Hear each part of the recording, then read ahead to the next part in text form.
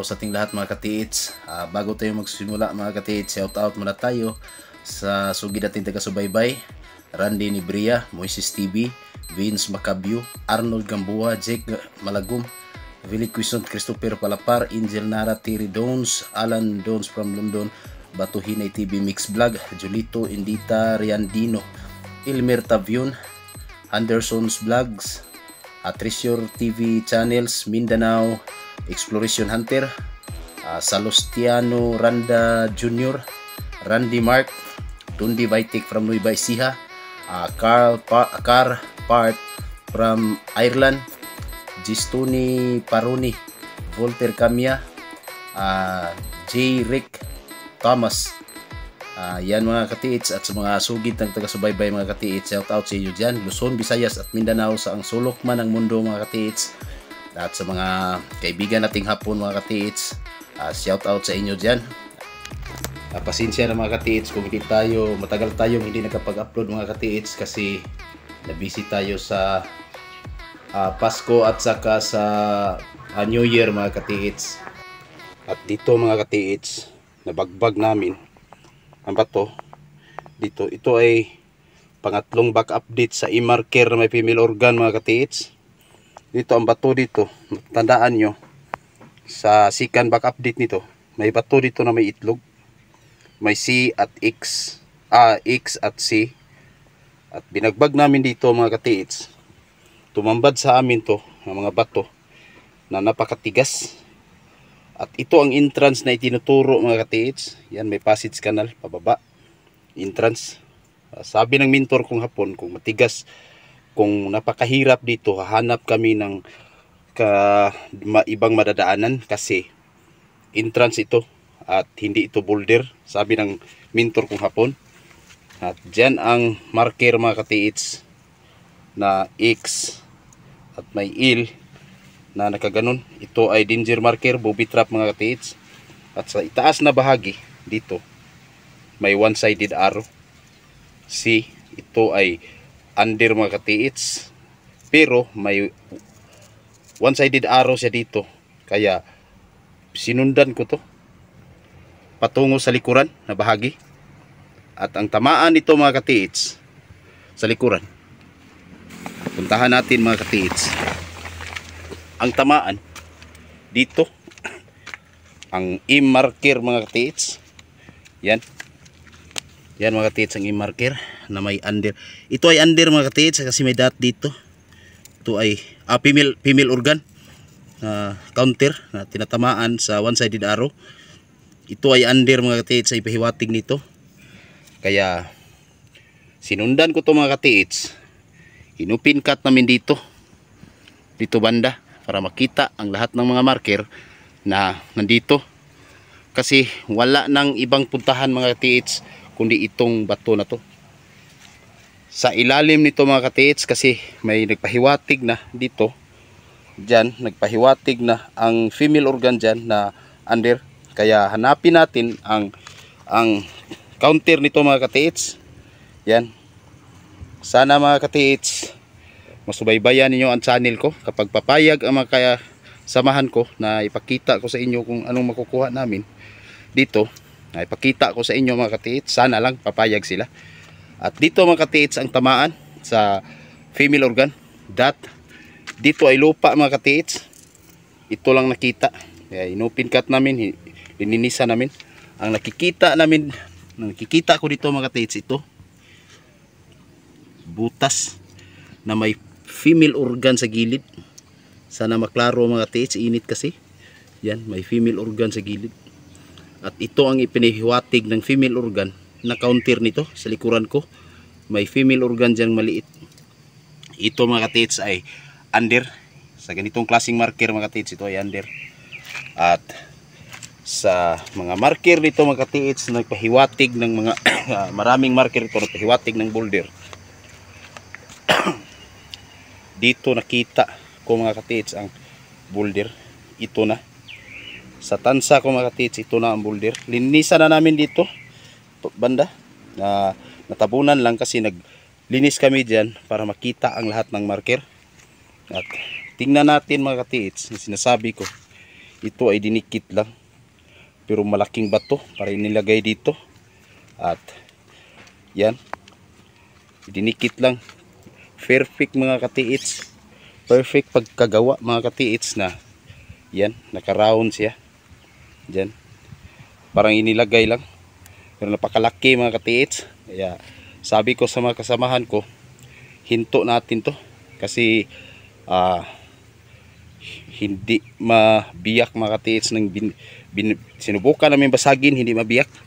At kung tingnan natin ang kabuuang anyo ng bato mga katiits, ito ay pyramid. At kung nasubaybayan ninyo ang mga video nito mga katiits, napakaraming mga pyramid stone na nakuha namin sa ilalim. At dyan banda, dyan banda mga katiits, may triangle dyan, kinuha namin na nakaturo dito, nakaturo sa bato na ito na may female organ. At yan nahukay namin mga katiits ang pyramid. At sa ilalim mga katiits may arrow. Yan, yan ay arrow na mga katiits. Yan ay nakaturo dito sa bato na to. At may mga pointer dyan mga katiits, maraming pointer dyan na nakaturo dito sa ilalim. At ito mga katiits ay parang ahas din, na ito ay nakaturo sa ilalim. Yan, yan, dito namin nakukuha mga katiits sa ilalim, dito banda, na papunta siya sa ilalim. At dyan may mga katiits, matigas na palanas dyan. At napakaraming marker na nakuha namin dito mga katiits. Ito pyramid na cottage stone. Yan, magandang pagkakat mga katiits. Yan, at inilagay dyan sa gilid.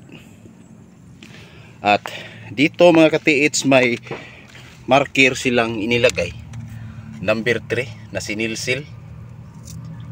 Ito ay nagpahiwatig mga katiits na treasure.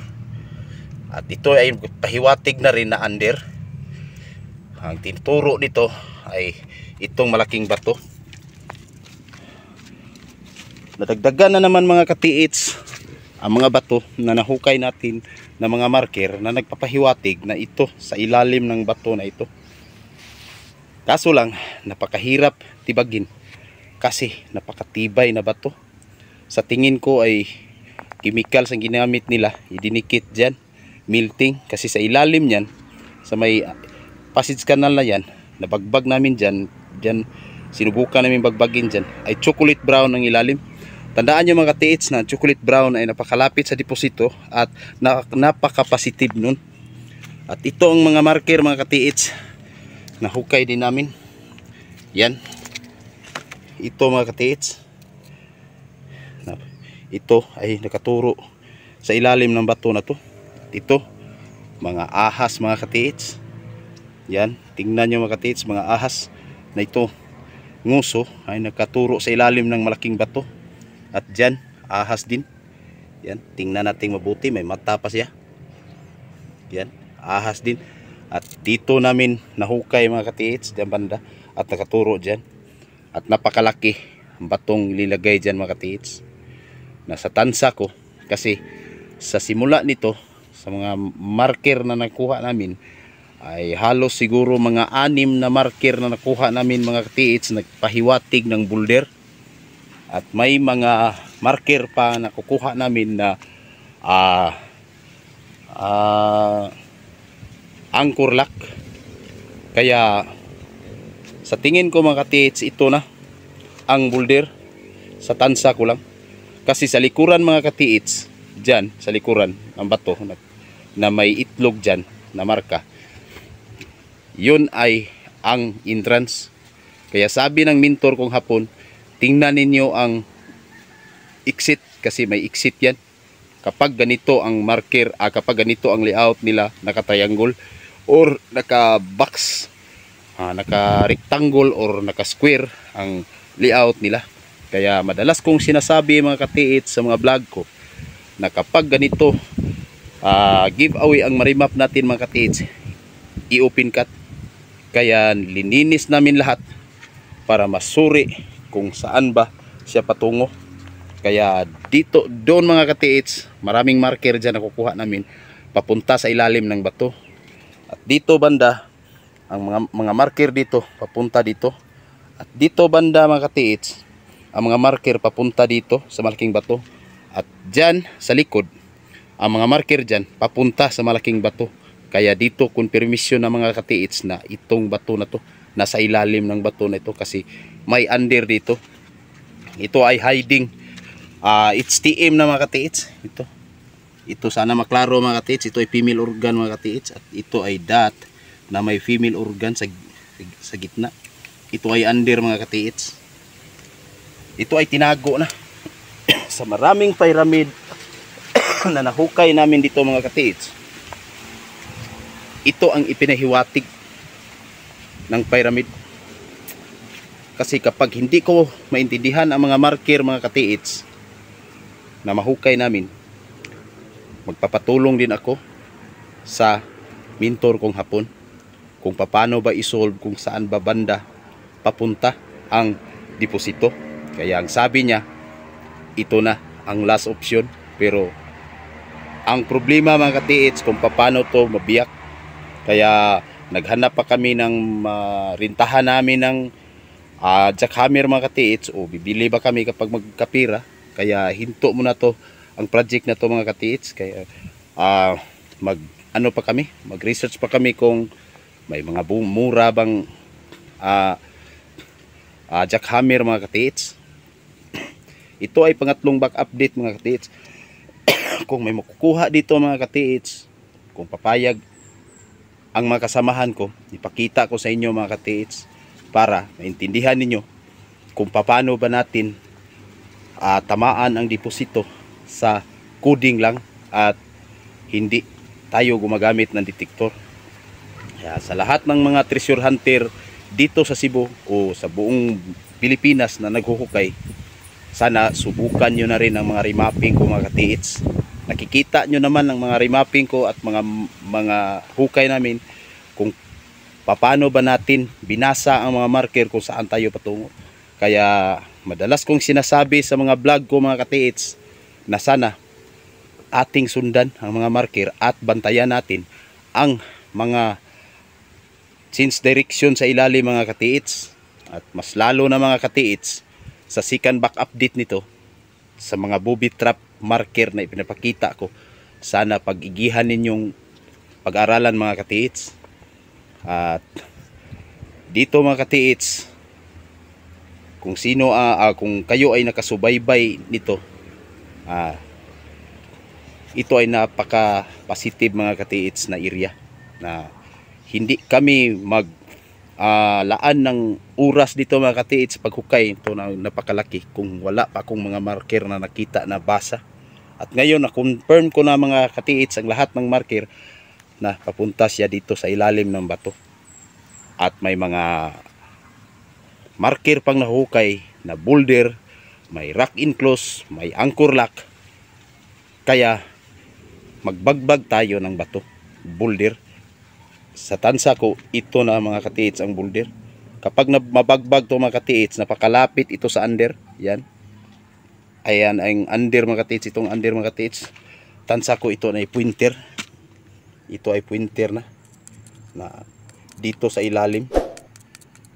Sana mga katiits, lubusan yung maintindihan. At ang mga pangaral ko mga katiits, sa mga remapping ko mga katiits, sana subukan nyo na rin. At hanggang dito na lang mga katiits. Ito ang GB Treasure Hunter.